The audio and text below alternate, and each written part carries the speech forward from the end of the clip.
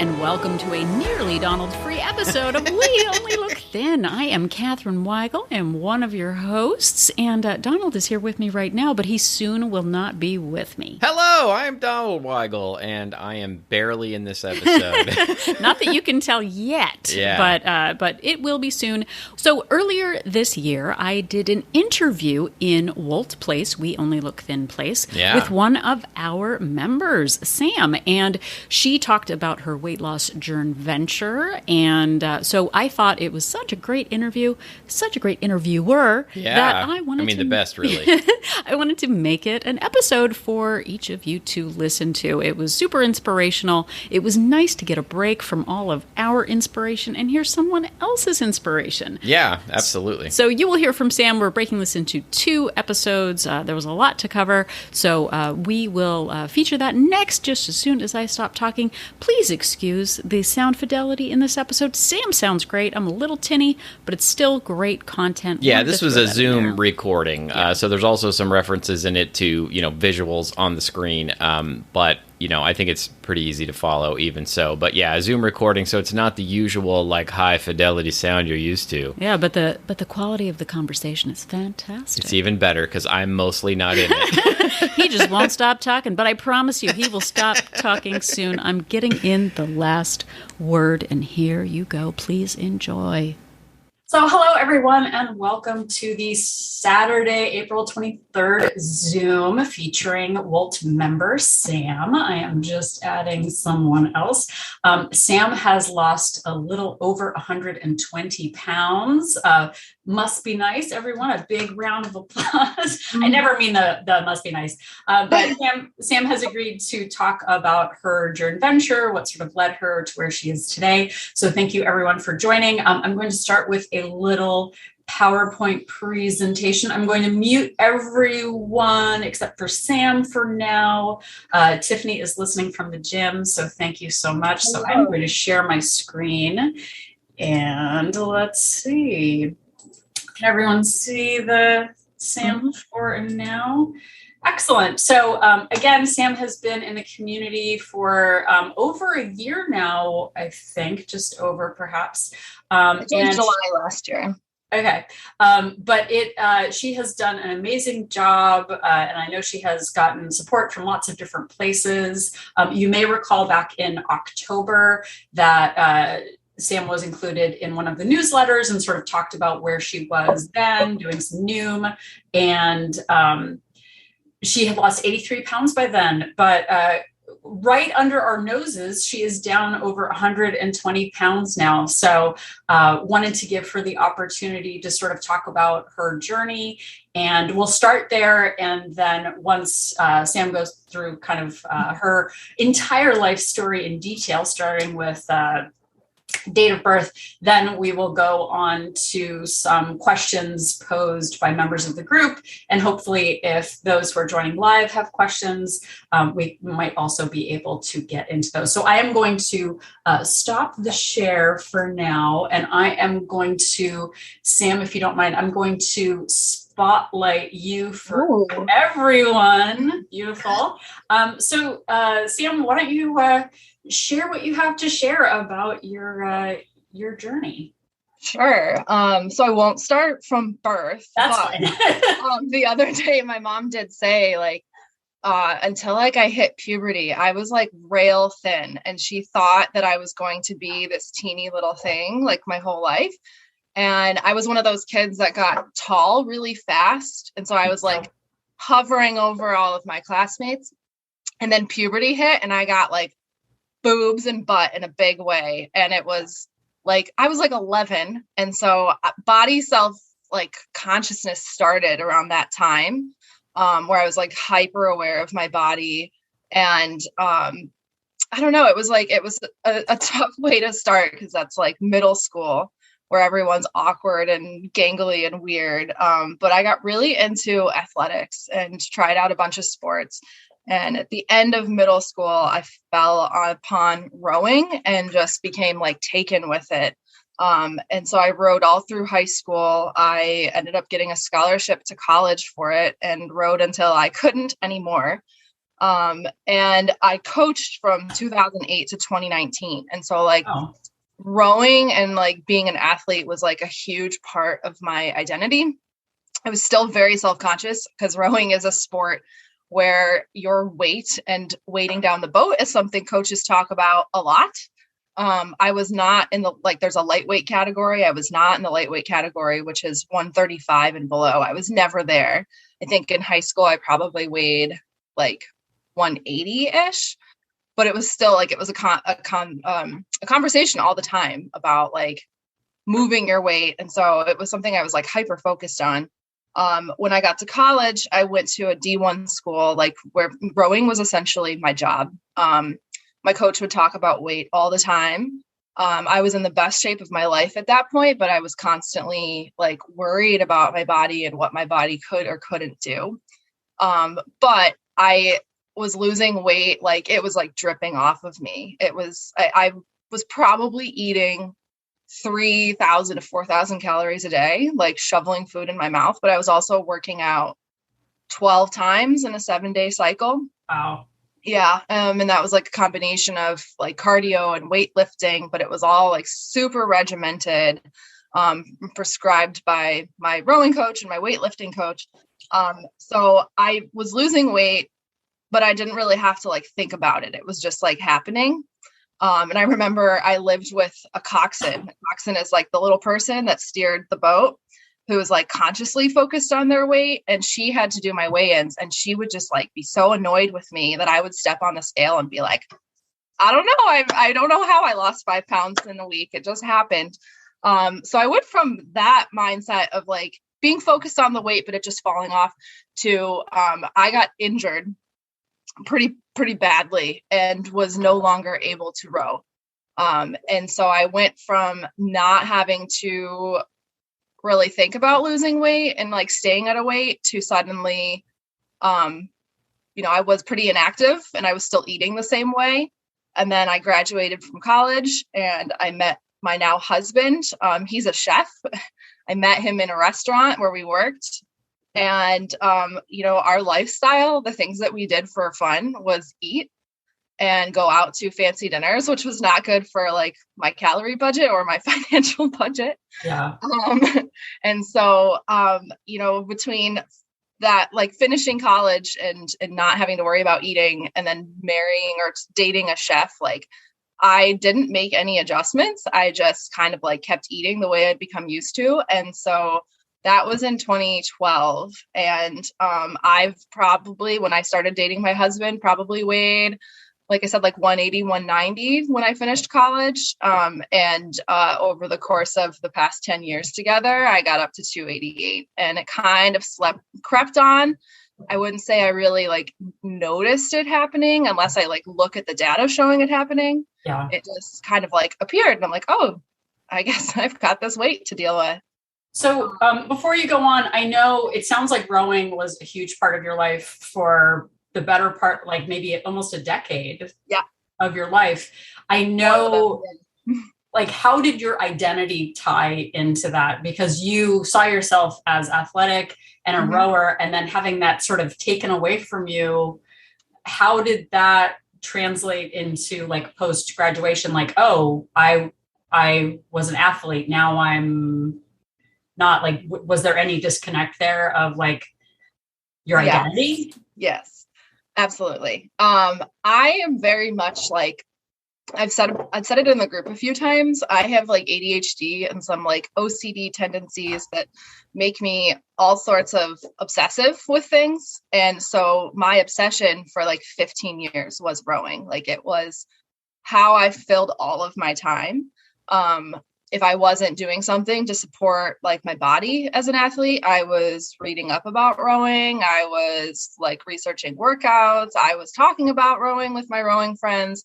And so it was like, a huge part of my life, both in college and then back home. My family was really involved in the rowing community as well. And so that's why I did continue to coach after I couldn't row anymore. But I would say that identity, when my identity as a rower ended, it was this kind of like identity crisis of like, what do I do with my time and energy now? And a lot of it was filled with socializing and drinking with my friends and my husband's friends. And then in 2013, I started grad school, and that was like a big undertaking in terms of time. And so, my time was taken up, but then it became eating, the quick and easy, convenient things that weren't necessarily good in the long run, because it was like, I'm going to grab this fast food or this food on campus. It was whatever was easy. And I really wasn't thinking about how it was supporting me and my body. So that's, I think, a big contributor in like my weight gain was thanks grad school. Yeah, my undergrad, I gained 100 pounds in my undergrad in 3 years. So I relate to that. Mm-hmm. Yeah, but I lost that excuse in 2016. I finished my coursework for grad school. Along the way, I did try to start running. I've always been like intrigued by running. I've felt like to be fit, you are able to run. And so I don't know, in my mind, it was like, if I wanted to be fit, I had to be able to run. And so that's something that has always been intriguing to me. So I started running and calorie counting in like 2013, 2014, and I did lose weight, but I like reflect back on that, and the foods that I was eating were not necessarily like high volume, low calorie. They were like, if I was to look at a picture of food that I like, a plate, it was things like not to like be critical of these things, because I think that the way I eat now is just calorie counting, but higher volume, low calorie. But like I would be eating things like super processed foods and just like making sure that they fit in my calorie budget. And the problem was I was hungry all the time because I wasn't necessarily eating things that filled me up. And so I did okay for a while. And then I was just like ravenously hungry, not super thoughtful about my eating. And so I was successful, got down to between like the eating and running, I got down to 201 in 2015 and felt like I'm going to do it. Here I am. And I literally never broke that I got 201 and that was it. And I don't know what happened, but I just like kind of fell off the rails. Actually, I probably do know what happened. I was the kind of person once upon a time where I was obsessed with streaks. And I was like, I have to run every day, or I have to reach 10,000 steps every day, or count my calories every day. And then I'd have one day where I didn't do it. And I'm like, it's over. It's all done. Like, I think I got 10,000 steps every single day for over a year. And I was like obsessed with that little star on the Fitbit tracker. Right. And one day I was like 300 steps short and I fell asleep on the couch, and I woke up past midnight and my streak was over.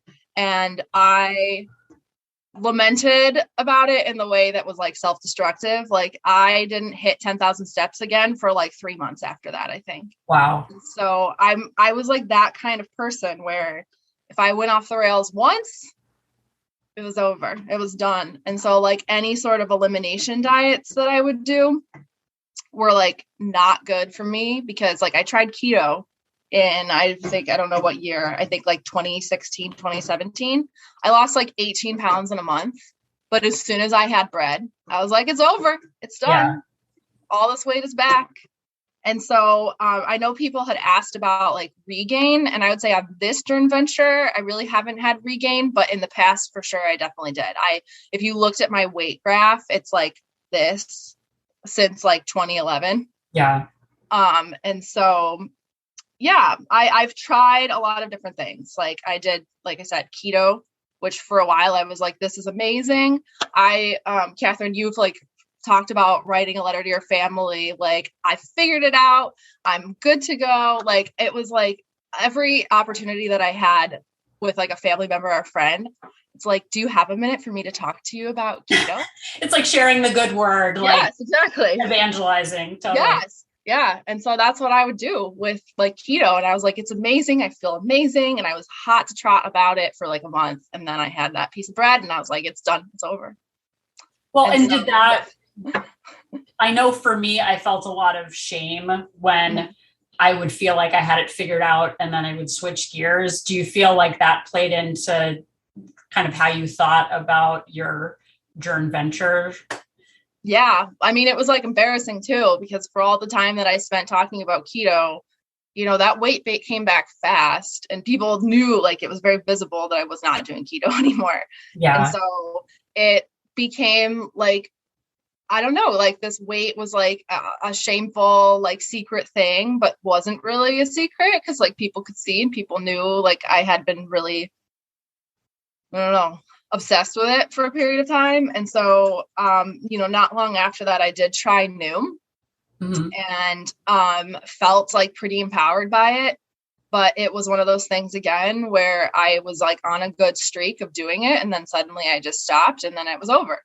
So can you tell me, for those who haven't done Noom, can you talk a little bit about what the program is? Yes. So it is like a curriculum essentially, which jived to me as like a teacher, that it's like lessons, like daily lessons, but it is a commitment. Like they say it's like 10 minutes a day. That depends on your focus and your ability to like read quickly. And it talks a lot about mindset. And I learned from Noom about like the low calorie, high volume foods. So like it did really help me with figuring out some of the foods that were good, that I enjoyed, that helped me and supported my goal. And but it restricted me to like 1,200 calories a day.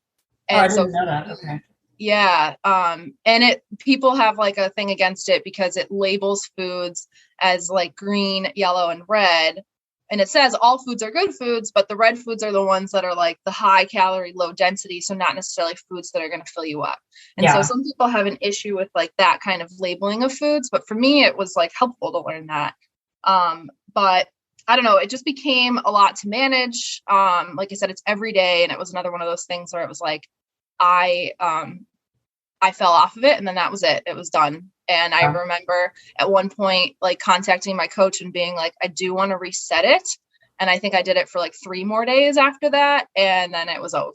Yeah. And so I failed a lot of times before this success. Well, and as part of that, like evangelizing and then leaning back, did you have any patterns of secret eating because of that, like hiding your real food choices? Because I know for me, when I would say like, oh, I'm doing this thing, and then I got into secret eating, which I didn't even know I was doing, but I didn't want anyone to know what I was doing. Do you feel like how did that affect your relationship with your husband? Was he kind of supportive or not part of not part of your food picture? Like how did that affect your relationship, if at all?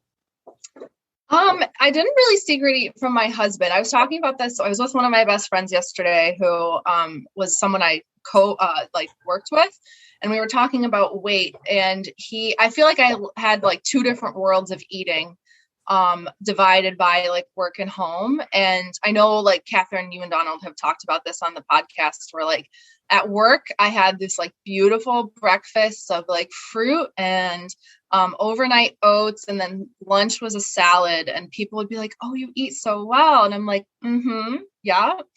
And then I'd go home and I would just like basically hurricane eat through the pantry. I've discovered about myself that if I can abstain from that first bite of like the highly palatable foods, I'm okay.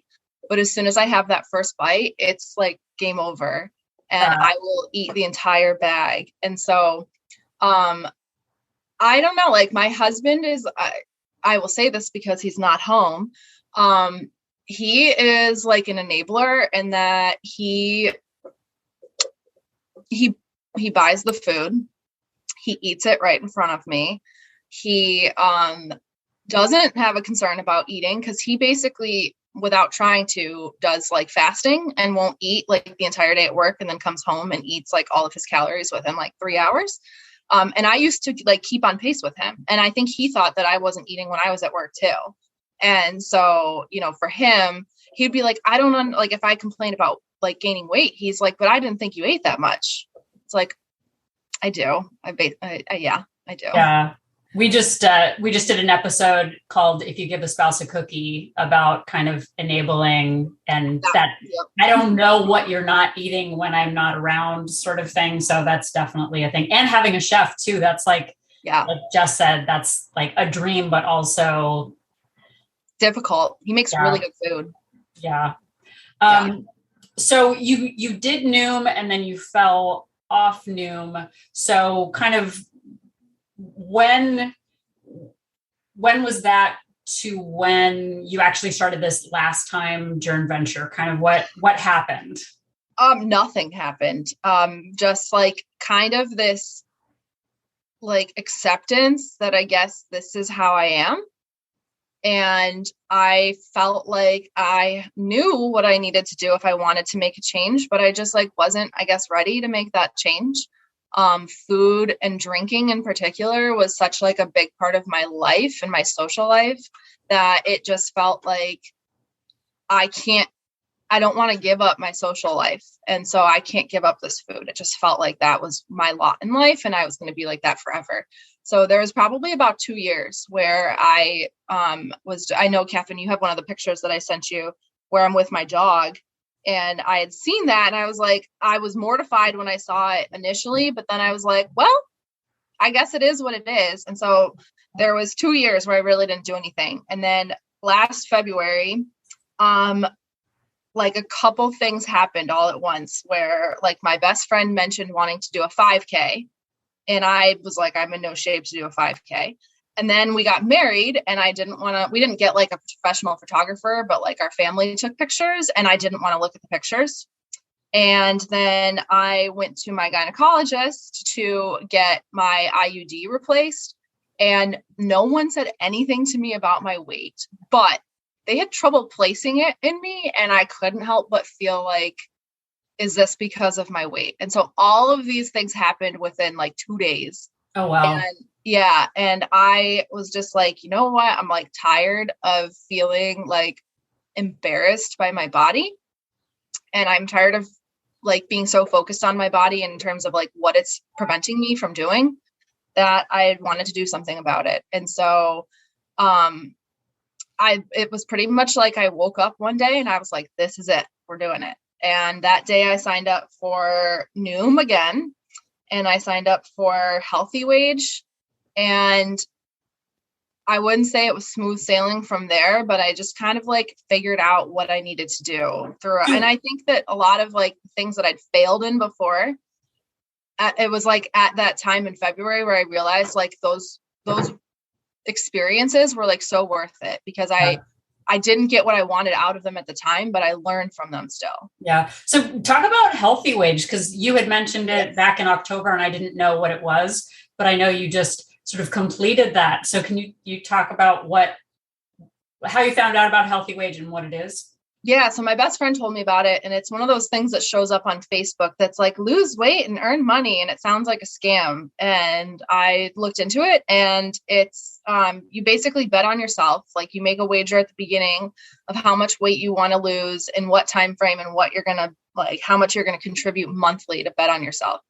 And so I decided I was going to lose, at the point that I started, I was like 10 pounds into my weight loss. So I decided I wanted to lose 110 pounds in 13 months. And I think I wagered like $20 a month. And it totally felt like a pipe dream. I was like, I'm kissing this money goodbye, because I don't feel like I'm ever getting it back. But it helped me stay on track. And, you know, in the back of my mind, I didn't want to lose that money. And so there was times where it did really help me make better choices for myself. And there's mini wagers along the way where you have to do like verified weigh-ins. So I would have to record myself weighing in, which was not fun, but I weigh in every day. So it's like, it was just kind of a non-issue, I guess, or at least it became that way. But you can do mini wagers along the way, which I found really helpful because it narrowed my thinking down to like 6 pounds at a time well, I should say it's 6%. And so it depends on your body weight. But for me, it was like 6 to 10 pounds generally. Mm-hmm. And I remember being at a dinner with my family, and my brother-in-law was trying to pressure me to have a drink. And I did not want to have it because I had a weigh-in the next day and I wasn't sure if I was going to make it. And so it was definitely stressful at times, but it did help me abstain from certain behaviors that like weren't going to be helpful in the long run.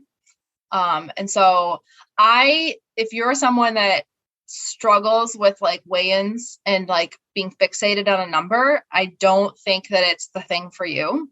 I ended up struggling towards the end. Like my weigh out was due by like March 28th, I think it was. And like the last 2 or 3 weeks, I was like obsessed with my number because I wanted to hit the number and get the money. And so I did not enjoy that feeling because previous to that, you know, the number on the scale was just like another data point. It was like, okay, cool. This is what I weigh today.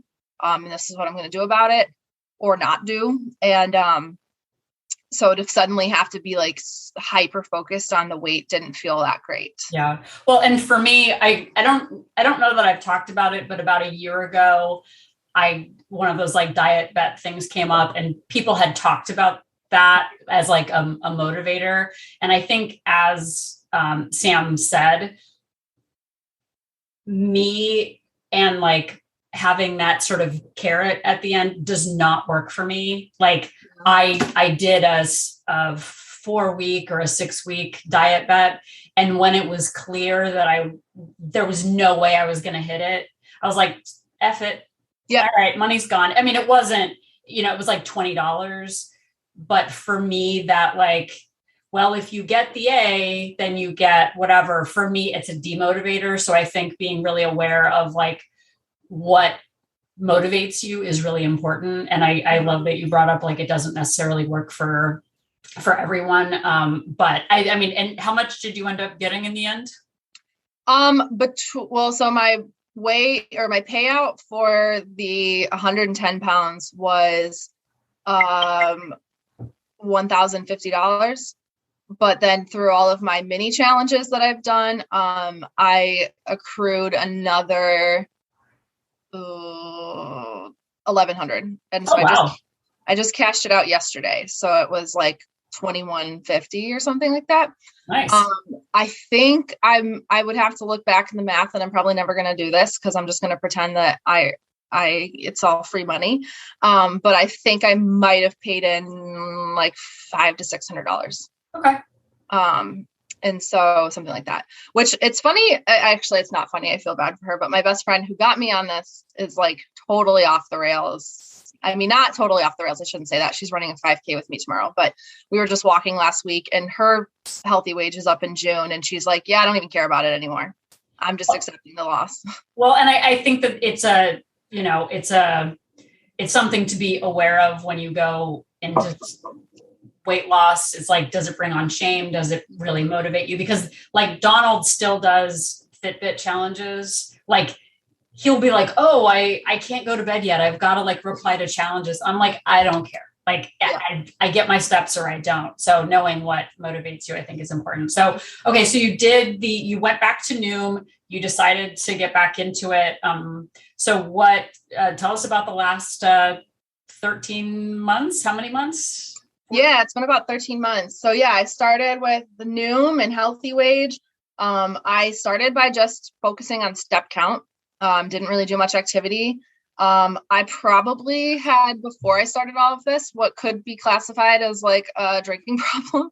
Before I started, I was maybe on average having like 3 to 4 drinks a night. Before I started, I was having half a bottle of wine a night. Yeah. And I was like an IPA drinker. So each of these drinks were like 300 calories ish. And so, and drinking, like I already said, was a huge part of like my social life. Like my family and I would go out to breweries on the weekends. Like I've been to like 200 breweries in New York State. And so it was like a big shift, but I decided, you know, I'm not going to eliminate drinking, but I'm not going to drink at home anymore. Yeah. And that was like, I love that. But like, that gets into the policies. Mm-hmm. I will do it, but not at home. So great. Yeah.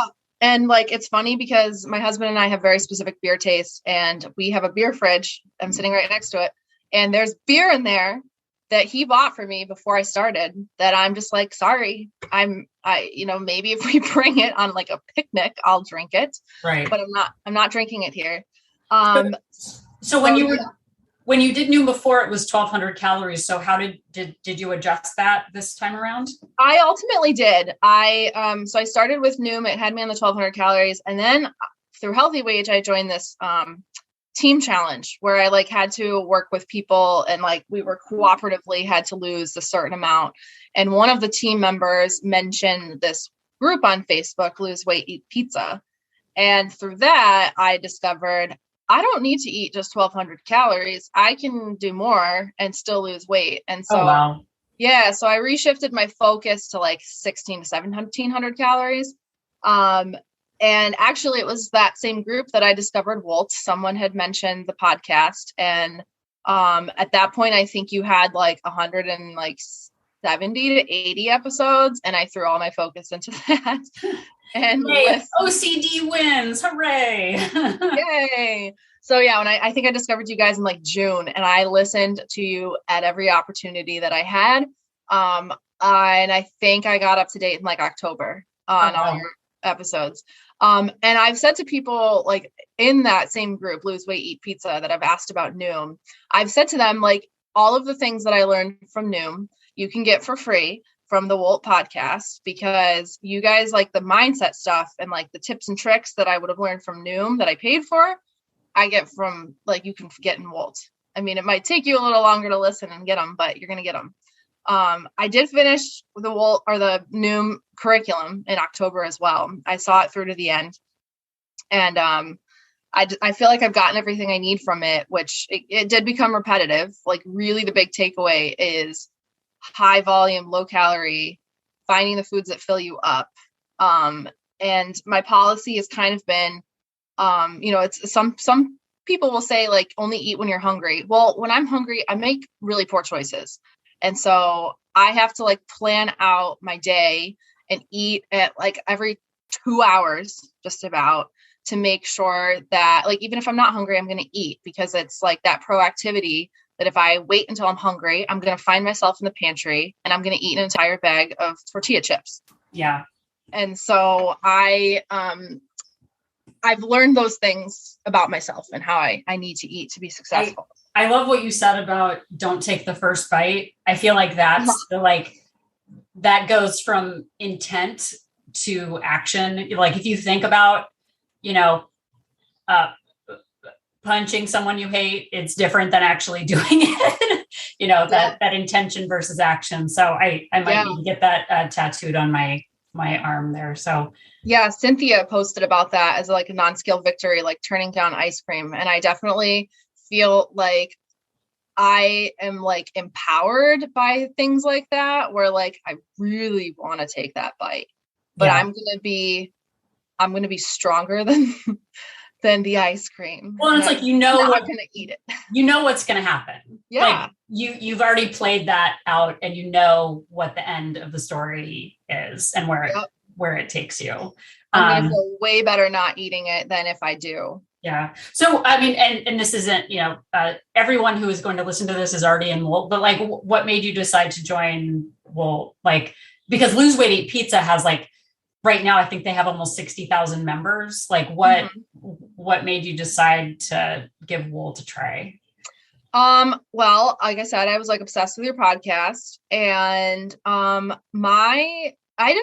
like I said, I had evangelized my weight loss before, and I didn't feel comfortable talking about it with people around me, because I almost wanted it to be like this secret thing that was happening. And if people noticed I was losing weight, like great, fine. But I wasn't going to talk about it with them, because I realized that like, it's really not their business. It's my business. And my sister had lost a lot of weight as well. Like, I think like 120 pounds as well. Oh, wow. And she's taller than me and has like a different build than I do. And she ended up with like loose skin that she ended up having to get surgically removed. And she's had some like slip backs where like she hasn't gained all of the weight back at all, but she's probably gained like 10, 20 pounds back. And so like talking about weight with my family was like really touchy, because, here I am having success and I don't want anyone to be bitter about it. Right. So, and I don't really have any friends that are like, can relate to me in this way. And then my husband, like I said, he all he has to do is think about losing weight, and he loses weight. And so I didn't really feel like I had a community that I could comfortably talk to about my journey without feeling like I was oversharing or burdening people. And so I wanted a community because I felt like I really needed to be accountable to someone.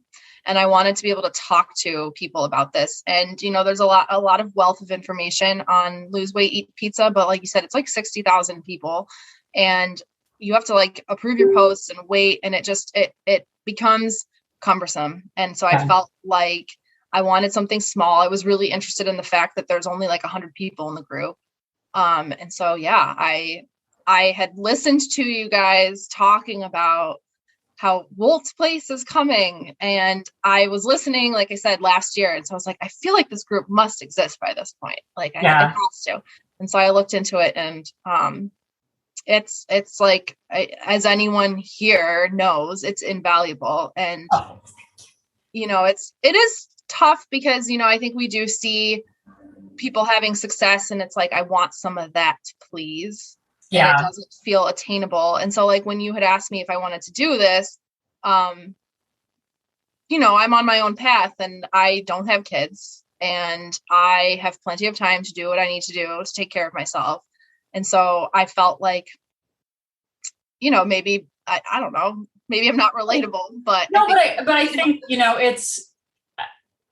well, anyway, I know we have a lot of questions to get to too, so I don't want to go off on it, but I think it's like I didn't start this until my 40s and that you're getting a start on it, that you've done this now. I think it's just a message that like, it's never too late. It's never too early. Like, and they evolve. It's not like, okay, Sam's done, later days, like it's all fixed now.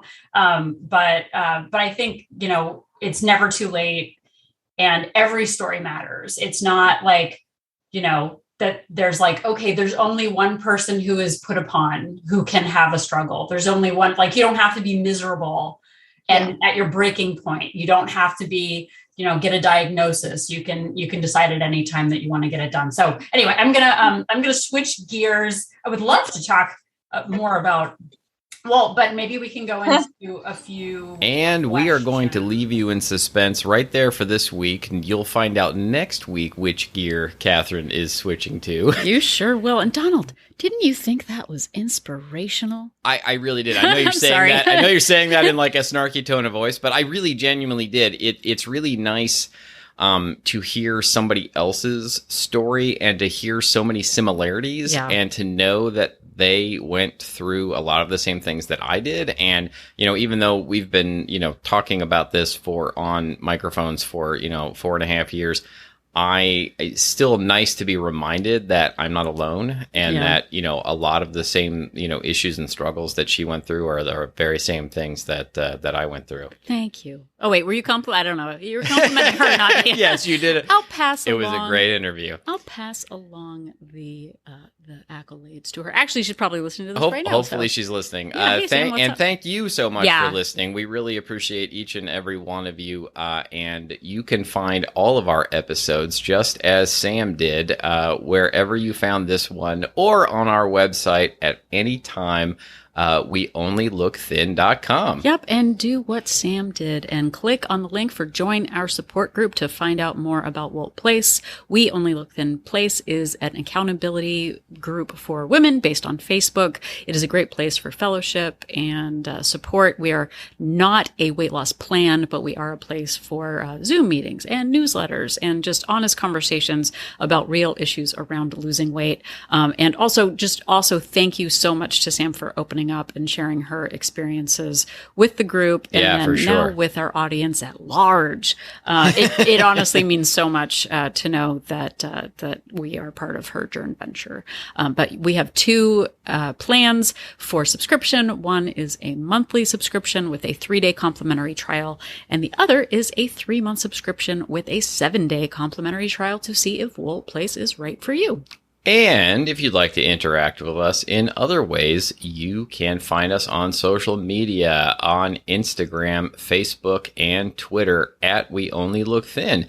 Or you can send us some emails to weonlylookthin@gmail.com. We love to hear from you. We love episode suggestions. We love compliments. We would like to hear some ideas on things we could do a better deep dive on. We'll answer questions. weonlylookthin@gmail.com. Yep. And if you have a few extra moments and can head over to Apple Podcast and leave us a rating and a review, we would so appreciate it. Not only does it help us know that we are making a difference, but it also helps others find inspirational weight loss podcasts when they are looking for that kind of thing. Absolutely. And if you could tell somebody about the show, we would really appreciate it. Sam mentions in the interview the Facebook group Lose Weight, Eat Pizza. Yep, thank you guys. And how people mentioned us there. If you're in a Facebook group like that and would mention us, we would really appreciate it.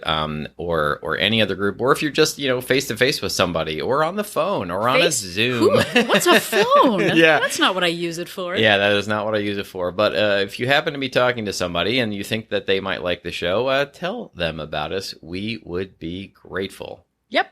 So even though I was conspicuously absent from most of this episode, please remember that Catherine and I and Sam are an inspiration.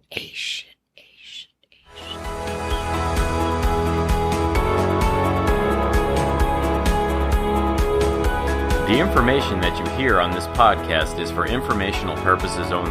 The hosts are not medical professionals. You should always consult with your doctor, nurse, or other certified health professional before beginning any diet or fitness program.